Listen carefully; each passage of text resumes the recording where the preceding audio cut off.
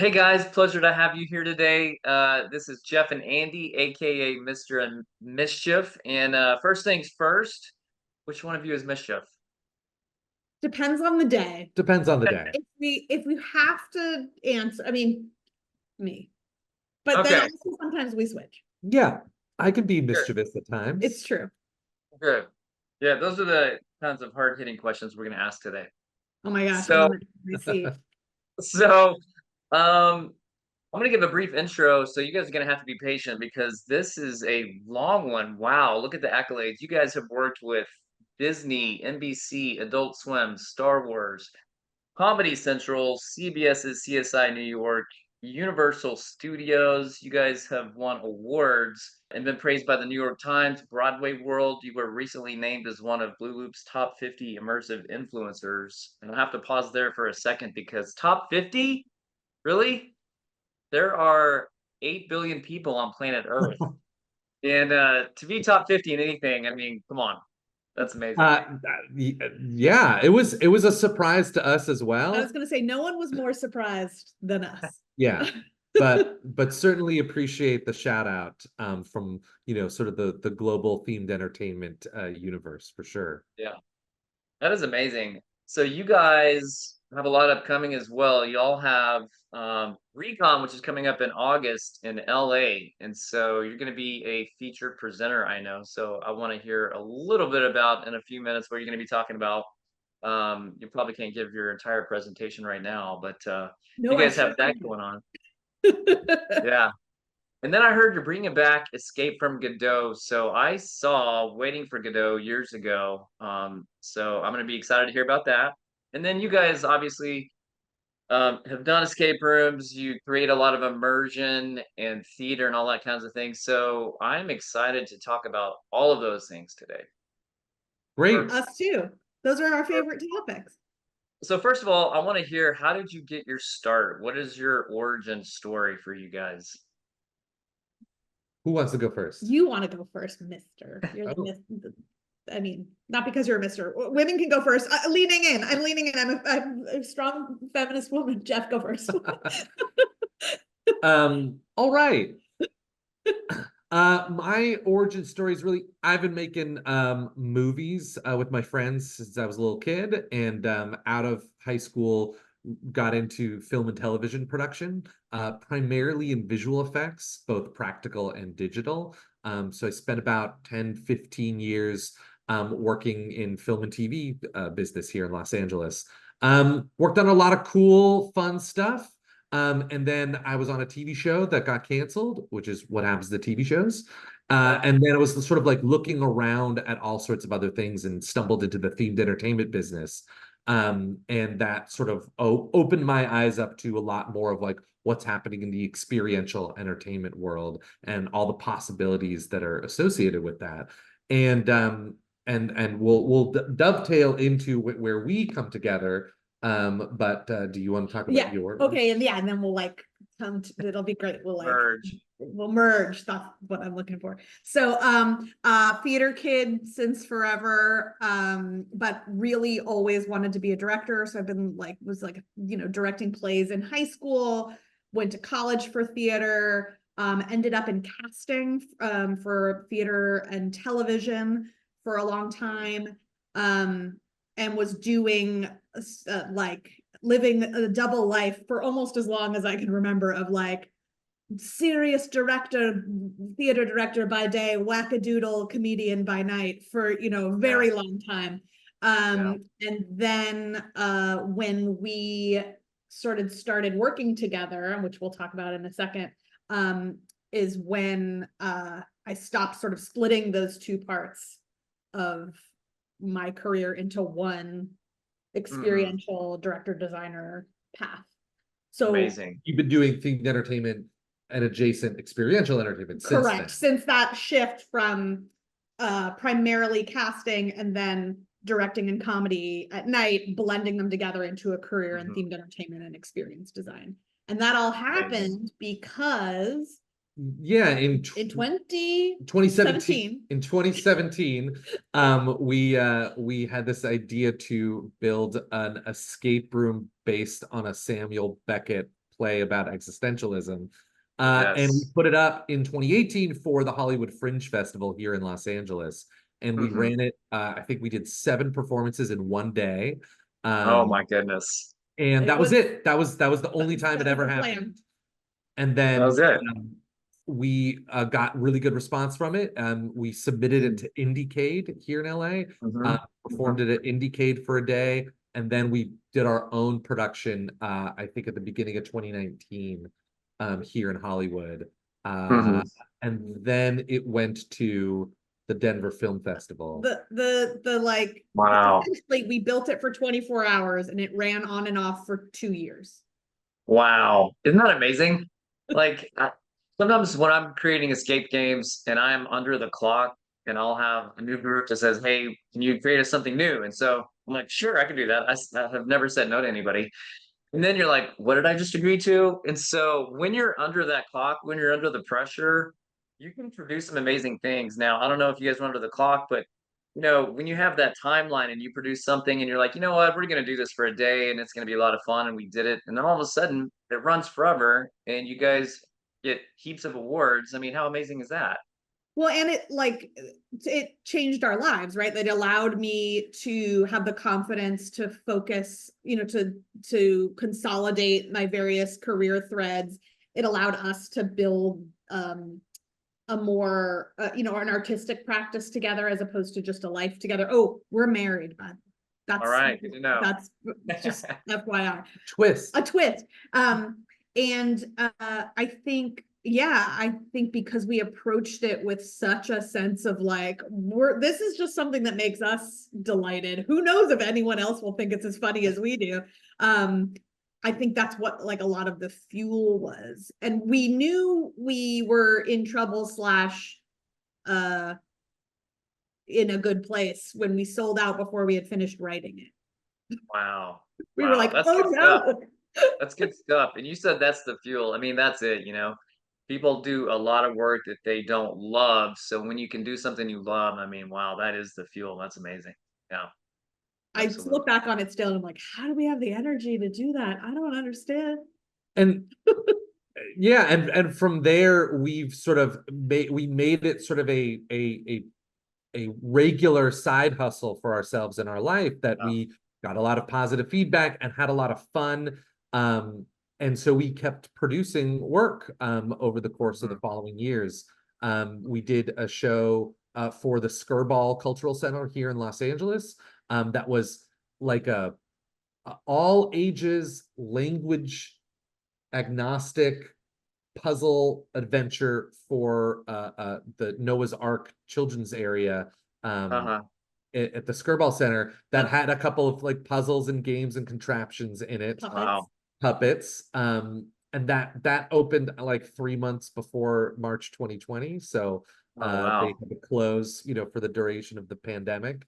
And then we've produced a couple shows. We did a Zoom show called Objectivity. We did a show about pirate radio called 40 Watts from Nowhere. And then most recently in San Diego, we premiered a show called the Apple Avenue Detective Agency, which is about kid detectives.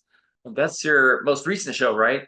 Yeah, So, what a question going back to your Noah's Ark one. So you did that. You said that's language agnostic. Can you tell me more about that? And so is that for families, kids? Who is that for? And how did you make everybody. that? Put me in, coach. I have so many words about this. Well, first of all, language agnostic is really hard. And it was really challenging. But that was part of the team had seen Escape. So Nina from the Skirball, Nina Silver had seen Escape from Godot and was like, can you do this kind of performance-based puzzle situation, but literally every kind of human comes through the doors at Skirball Center. So Yeah. we've got all sorts of, language, accessibility, age, Mhm. country of origin, culture, religion. I mean, it really is just like an extremely diverse Yeah. guest pool. Yeah. And I feel very strongly, and we talk about this all the time, of the idea of all ages as opposed to family friendly, because Right. it family friendly can feel really exclusive for, Sure. like, you don't want to be the single dude alone at a Sure, family yeah. So experience. just I mean, all maybe ages can I don't know. come. We just met. All ages can come and experience it. Can you guys give me an example of maybe one of the puzzles or immersion experiences there at that one? Or is that like, hush, hush, can't do it? We might bring that back. No, I wish we could bring it back. Yeah, I don't think they're doing it anymore, which is a shame. Because also it was, we never got to train a huge team of performers to do it because it had to shut down for COVID. So it really got sort of ended prematurely. Do you want to talk about No, there's a handful of things. But what we did was for the performance aspect and for the sort of language agnostic aspect, we really leveraged performers that had a dance background that were familiar with clowning, because so much of clowning is about not necessarily using language, but emotions and pantomime that is very recognizable to a large amount of people. The two things that I can mention are, we did have a really fun, I think the first sort of puzzle is having people figure out essentially an anamorphic sculpture, which is one of those sculptures that when you shine a light on it from a certain angle, it reveals an image in the shadow. Love that. So we used that against a backdrop to help the participants identify where next they needed to go in the gallery. So there was like a backdrop that looked like a blueprint, a sort of like a very fun blueprint of the space, and then the builder character, so it's like not Noah, it's like a Noah adjacent type, like someone working on the museum, came in with like a handful of too many wooden pieces, and they kept, because they're clowns and it was really fun, they would keep dropping pieces and then having a kid give it back to them, and then they would drop more pieces and the kid would give it back, and this would go on for quite some time. So you're gathering the kids as they're dropping the pieces, and finally they drop them all on the ground and the kids realize it's a puzzle. You build the puzzle. Wow. The clown gives a kid a flashlight to show them around, and then the kids see a shadow pointing an arrow to where they need to go next. And then theoretically all the kids run to that. Well, and adults, because the adults are the grown-ups are very hyped with the shadow. Get the shadow with the point. Yeah, that's amazing. I remember seeing one of the shadow shows, and I think it was on America's Got Talent or something like that, and they have some incredible people who can do those things. So I know when you get it really in good shape, that's got to be pretty amazing. That's awesome. Yeah. I was wondering if you wanted to talk about the combo one. That was your baby and it was so good. Yeah, the other one, we wanted to figure out a way to do some sort of combination lock that wasn't that didn't rely heavily on first of all, knowing how a combination lock works, either a traditional combination lock as an item, but also just like what we've run into is that the understanding of like, spin it to the right, then go past the number going left, and go back around, clockwise. That information seems to start to be getting lost amongst people, especially people that know to escape. I mean, I went to high school in the 90s, and I'm like, spin it back, clear it. It's muscle memory. More to the right. And now, unless you went to public school, high school in America, how are you going to know that? Right. So I'm fascinated by how that sort of muscle memory is being lost, because we all did it in high school. But we removed the numbers and we removed the form factor of the lock, and we created this box that had an emotional combination. And so this like sort of clown character had this series of emotions that were represented very simply. This was not the most complex thing in the world because it was for all ages, very simply by essentially like binary toggles with like essentially emoji, like happy, sad, scared, mad, worried. Yeah. And so they went through this series, and the participants had to sort of figure out like, oh, that's the sequence, oh, we'll put it in this direction, and then the box top would come off. And so it took you'd have to have a really clear, that's why the dancers and clowns were so incredible, because their whole body would show you that it was happy or sad or whatever, and then they would just do it over and over again until the people were like, oh, they haven't lost their mind, this is a pattern. And then inside, that was when, now you're bringing it all back, and I'm like, oh, That was where, was that the musical instruments or the paper airplanes? Because the musical instrument. Yeah, there were paper airplanes involved. There was a puppet that was a dove made out of paper airplanes. That was very Wow. chubby and adorable. That is amazing. You can't go to the store. You can go to the store and buy a combination lock. You can't go to the store and be like, hey, can I get the emotional IQ lock? You don't have that one. So you made this. Yeah, we did, and it was. And I'm really proud of that one. That one came out really well, and I think it. Yeah.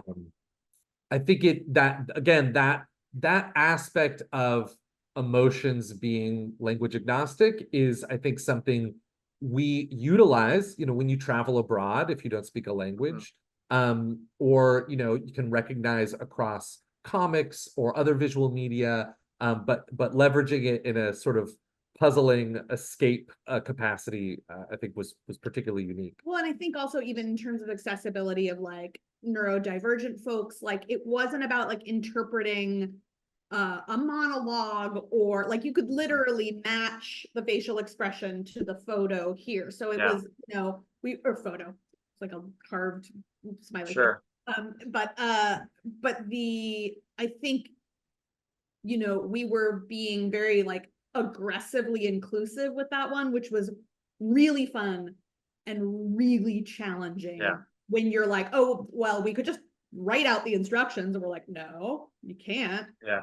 We could have them tell them no, like it has to just be like, you know, clearer. Always coming back to square one to figure out how anybody can see it. Anyone. That's awesome.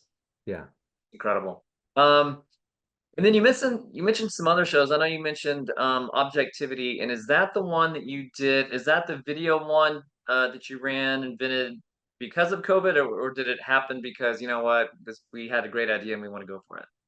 It actually started as a non-Zoom concept, and then 2020 hit, and when we were approached by the Warehouse Theater to they were going to commission a piece, we looked at sort of the things we had cooking. We're like, what would be like not just like okay to do virtually, but what would be enhanced by it being done virtually? And Objectivity, because essentially it's a fake decluttering seminar. We were like, oh, it's a decluttering webinar. That's great. That's even better because everyone's house is full of stuff and they're already there. So people use their actual homes and actual objects from their homes in this fake webinar. Like a Marie Kondo type person, but not her. Her name was Mary Del Campo. Very different than Marie Kondo. Very different. Very different. That's awesome. Your most recent show, that was the kids camp, right? Tell me about that one. Yeah. Did a little research on that one. Does that have a little Stranger Things vibe to it? Is it the kids on bicycles kind of going out in the 1980s? Like, what's the vibe on that one? Well, Andy? Yeah, but we should say, like, I love that you brought up kids on bikes, because we literally at one of our early rehearsals had everyone play Kids on Bikes, the RPG. As a cast bonding thing. So Apple Avenue Detective Agency is based on my real life childhood detective agency when I was 11. So there sadly were no supernatural elements because it was real and it actually happened. But it does have that very nostalgic vibe. We really worked hard for it to feel nostalgic for anybody. So if you were 70 years old and playing it, it would feel nostalgic to your childhood. If you were 40 something, it would feel nostalgic to your era.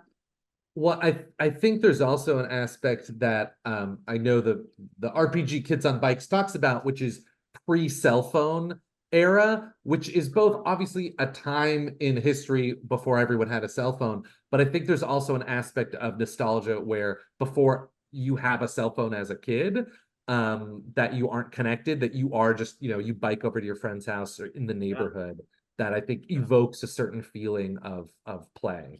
And I would say, just because we're on an escape room podcast, we should talk about like the mechanic of it is very fun. I think especially we would love to hear it. If you're a person that designs escape rooms, I think that's like, we've all had this, and this came from when we would tour Godot. We would get to a new space. We would have to, as I'm sure as many of you and your listeners know, it's like we would have to like get on the floor and make sure every single piece of trash was out of that space and that it was like totally clean, because people would find like a ticket from a previous show and be like, it's a clue. And then it would like, like they'd be holding on to that thing forever. And so, and then you're like, oh no. yeah, it's like, oh, I did like, there'd be like, the light got an extra wire. And you're just like, it's just an old building. And so what we ended up doing is leveraging that phenomenon. We were like, what if we did a show where we planted no clues and there were no puzzles, and we just put real people in the real world and had them find their own mystery? And we just leveraged people's normal banana cakes desire to pick up trash and be like, it's a clue. It's a clue. No, it's not. Oh, that's so funny you mentioned that. So like basically, if there are no clues, then it's all clues. And everything's a clue. You got to figure it out. Some people, I don't know, you should maybe speak to this because you have a better temperament for watching people play games than I do, but like it felt like there were certain people that responded really well to the infinite correct answers, and some people that were like, no, please, I would like to do this right.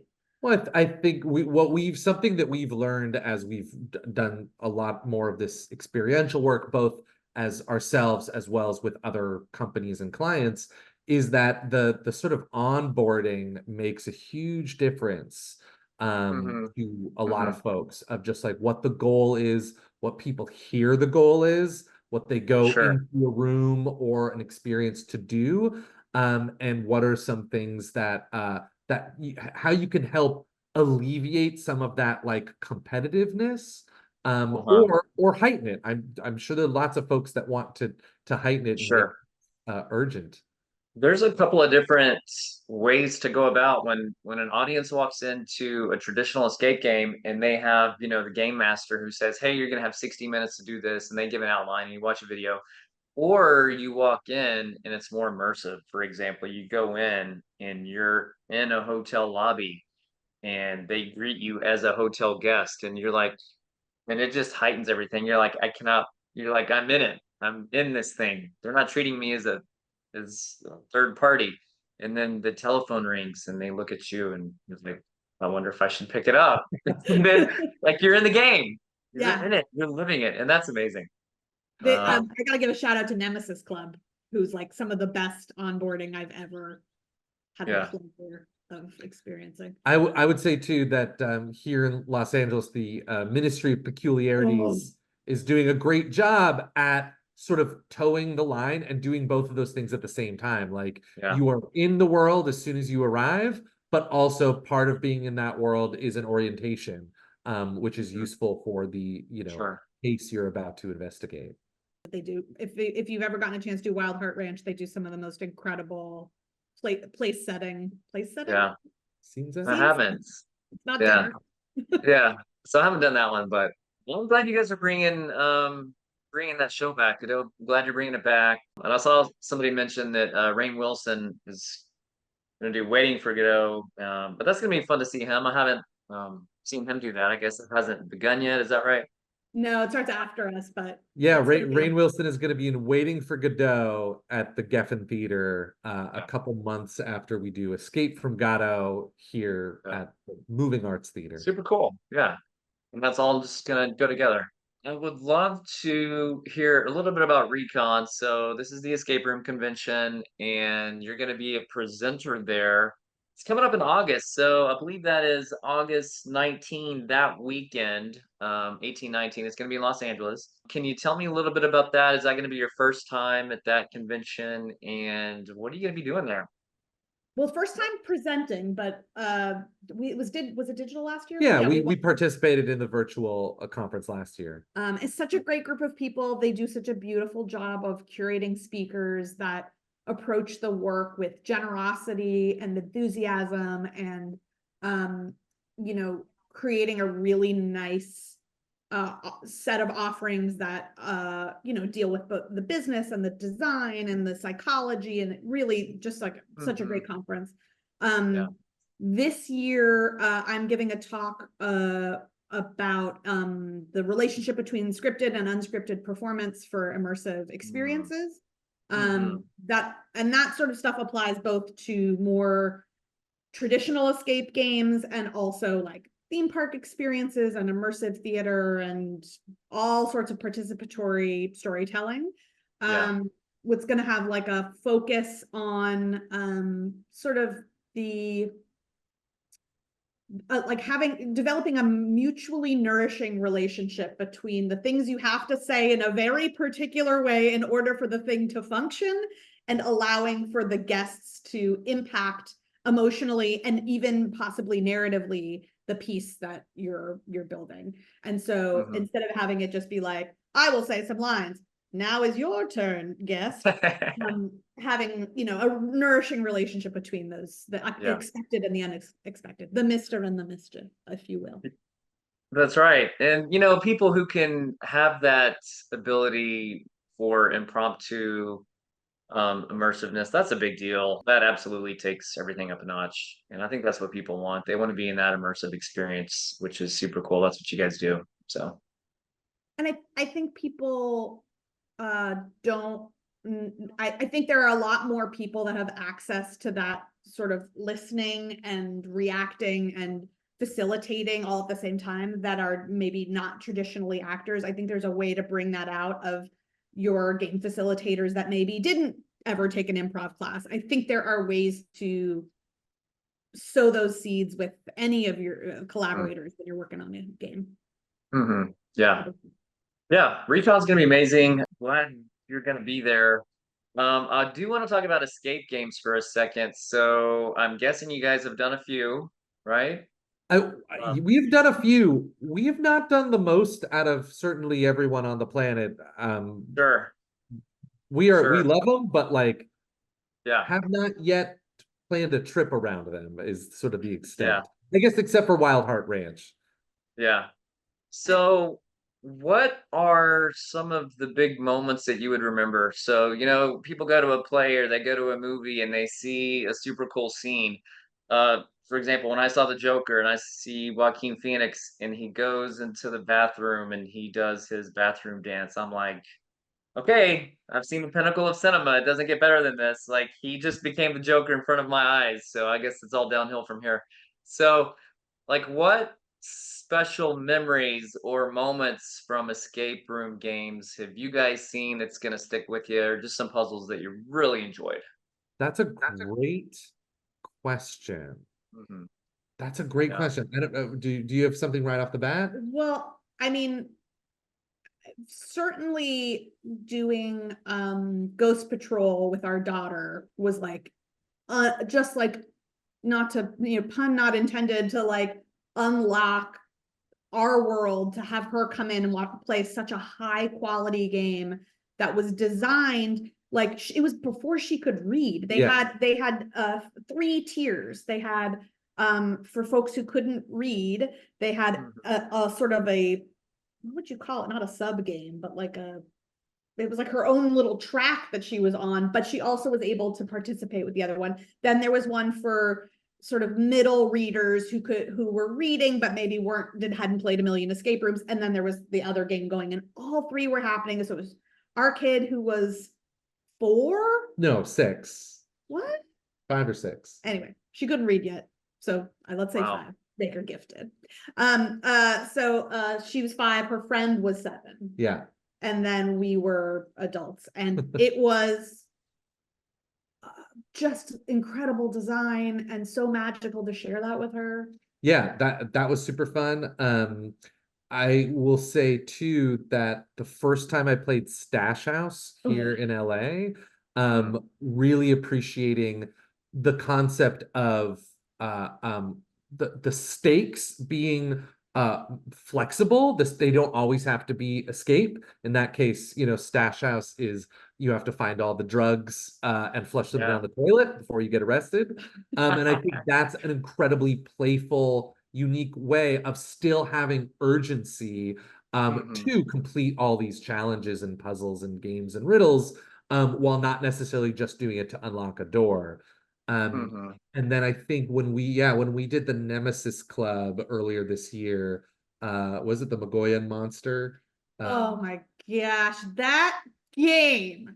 And some of the best hint give, I would say like their facilitation and hint giving was dreamy. It was so good. I don't think I've ever experienced in a more traditional escape room setting such lovely, except for also Ministry of Peculiarities does like beautifully themed hints Yeah. that were like magic tricks. Both of them do a really good job. We love Ministry.